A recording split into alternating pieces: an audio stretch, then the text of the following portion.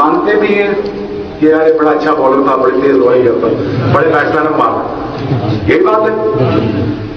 جب تک میں آپ کے پاس آیا نہیں، آپ نے مجھے پہچانا نہیں.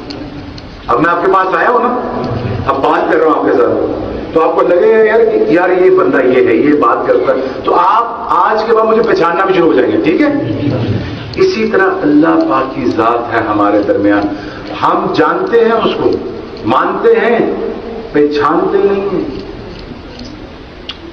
اب پہچانیں گے کیسے؟ پہچاننے کا اصل طریقہ، پہلا قدم، پہلا سٹیپ پاکیزگی ہے. اور پاکیزگی کس چیز میں ہے؟ نماز میں. اور نماز کہاں ہے؟ مسجد میں. اب جب تم مسجد میں ہی نہیں آؤ گے تو اللہ کو پہچانو گے کیسے؟ جانتے تو ہیں، مانتے تو نہیں طرح، لیکن پہچانتے نہیں ہیں. پہچاننے کی جو محنت ہے اس پہ کام ہے. وہ کام کیا ہے؟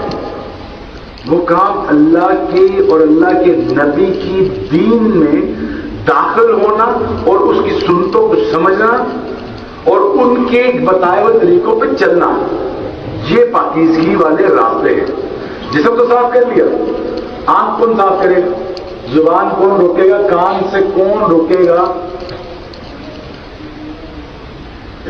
اس چیز کی محنت کے لیے اس جماعت کا یہ کام ہے کہ اللہ کو سمجھنا کیسے ہے، آنا کیسے ہے. میں تو نہیں جماعت مانتا اس کو، میں تو صرف اللہ والے مانتا ہوں.